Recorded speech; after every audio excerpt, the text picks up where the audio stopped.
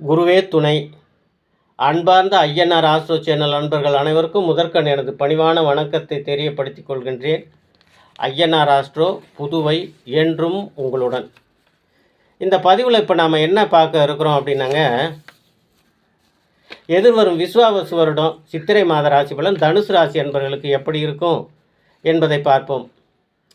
சின்ன சின்ன சுள்ளியாக எடுத்து வந்து குருவி கூடு கட்டுவது போல் நாம் ஒரு படியாக ஏறி வந்து 4 படி மேலே போனால் குருவி கூட்டை கலைக்க ஒரு குரங்கு வந்த மாதிரி நம்ம வளர்ச்சியை தடுக்க நமக்குன்னு ஒரு மனுஷனை அனுப்பி வைக்கின்றாரே இந்த கடவுள் என்ற வாக்கியத்திற்கேற்ப இந்த சித்திரை மாதத்தில் தனுசு ராசி அன்பர்கள் அர்த்தாஷ்டம சனி என்ற இடத்தை பிடிக்கின்றீர்கள்.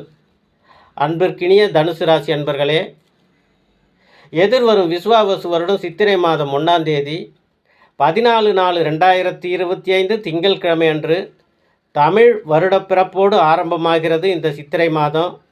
இந்த மாத வாக்கில் உங்கள் ராசிநாதன் குரு பகவான் உங்கள் ராசிக்கு 6ஆம் இடத்தில் ரிஷப ராசியில் பகை பெற்றுள்ளார். உங்கள் ராசிக்கு 5ஆம் இடத்தில் சூரியன் பகவான் உச்சம் பெற்றுள்ளார்.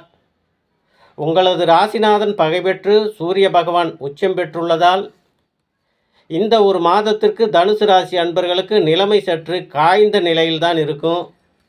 இதே 14/5/2025 அதாவது அடுத்த மாதம் வைகாசி மாத அளவில் குரு பகவான் ஒரு கட்டம் பெயர்ச்சியாகி உங்கள் ராசிக்கு 7ஆம் இடத்திற்கு போகின்றார். அதனால் உங்களுக்கு குரு பகவானின் 7ஆம் பார்வை கிடைத்து 7ஆம் பார்வை பலத்தை பெறுகின்றீர்கள். எனவே தனுசு ராசி அன்பர்களே, குடும்பத்திலும் வேலை செய்யும் இடத்திலும் அளவாக பேசி விவாதங்களை குறைத்து விட்டு கொடுத்து போவது நல்லது. இது சரி இது தவறு என்று சொல்லுகின்ற நம்மை விட பெரியவர்களை பார்த்தால் நமக்கு அவர்களை சனி பகவானாகத்தான் தெரியும். ஆனால் அவர்கள் சொல்லி கொடுக்கும் போதனைகள் எங்களை நல்வழி பாதையில் கொண்டு சென்று ஸ்புடம் போட்ட தங்கமாக மாற்றிவிடும். ஆனால் நாம் நம் தவறுகளை ஆதரித்து நமக்கு சாதகமாக பேசுபவர்களை தான் விரும்புகின்றோம். ஆனால் அது பிற்காலத்தில் நம்மை பாதிப்புக்கு உள்ளாக்கிவிடும். எனவே தனுசு ராசி அன்பர்களே, குடும்ப விவரங்களை 3ஆம் மனிதர்களோடு பகிர்ந்து கொள்ள வேண்டாம். தனுசு ராசி அன்பர்களே, எதற்காகவும் கோபப்படாமல் இருந்து பொறுமையை கடைபிடிக்கவும். சித்திரை மாதம் என்பதால் உபயராசி அன்பர்கள், அதாவது மிதுனம், தனுசு, கன்னி, மீனம் 4 ராசி அன்பர்களுக்குமே உடல் ஆரோக்கியத்தில் கவனம் வேண்டும். யாருக்கும் ஜாமீன் கையெழுத்து போட வேண்டாம். முக்கிய ஆவணங்களை மிகவும் கவனமாக கையாளுங்கள். திடீர் பயணங்கள் அதிகரிக்கும்.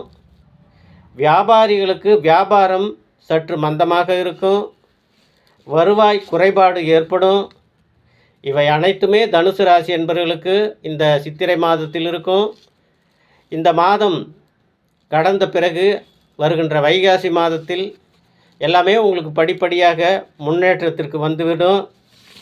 எனவே தனுசு ராசி அன்பர்களே, நீங்கள் உங்கள் கணவன் மனைவிக்குள் பிரச்சனைகள் வளரக்கூடிய பெரிய பெரிய வார்த்தைகளை தவிர்த்து அமைதியை ஏற்படுத்தக்கூடிய வசீகரமான மந்திர வார்த்தைகளை பயன்படுத்தி கணவன் மனைவிக்குள் கலந்து பேசி கருத்தொருமிக்க நல்ல முடிவுகளை எடுத்து தற்போதைய நவீன காலத்தில் கலைந்து போகும் உறுதியற்ற மனம் கொண்ட தம்பதியர்களை பார்த்து நாம் அப்படி வாழக்கூடாது என்ற சபதத்தை ஏற்று நம் முன்னோர்கள் போல் 80-90 வயதுகள் வரை சேர்ந்து வாழ்ந்து நமது கலாச்சாரத்தை வளப்படுத்தி நமது சந்ததியினர் நம்மை பார்த்து நம்முடைய தாய் தந்தை இப்படி வாழ்ந்தார்கள், ஒழுக்கத்தோடு வாழ்ந்தார்கள் என்று அவர்கள் ஒழுக்கத்தை பின்பற்றும் அளவிற்கு தனுசு ராசி அன்பர்கள், தனுசு ராசி தம்பதியினர்கள்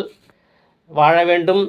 இப்படி நீங்கள் எல்லா நலமும் வளமும் பெற்று வாழ்வில் பல்லாண்டு பல்லாயிரத்து 100 ஆண்டுகள் தனுசு ராசி அன்பர்கள் வாழ வேண்டும் என உங்களை வாழ்த்தி உங்களிடமிருந்து விடைபெறுகின்றேன். ஐஎன்ஆர் ஆஸ்ட்ரோ புதுவை என்றும் உங்களுடன். நன்றி, வணக்கங்க.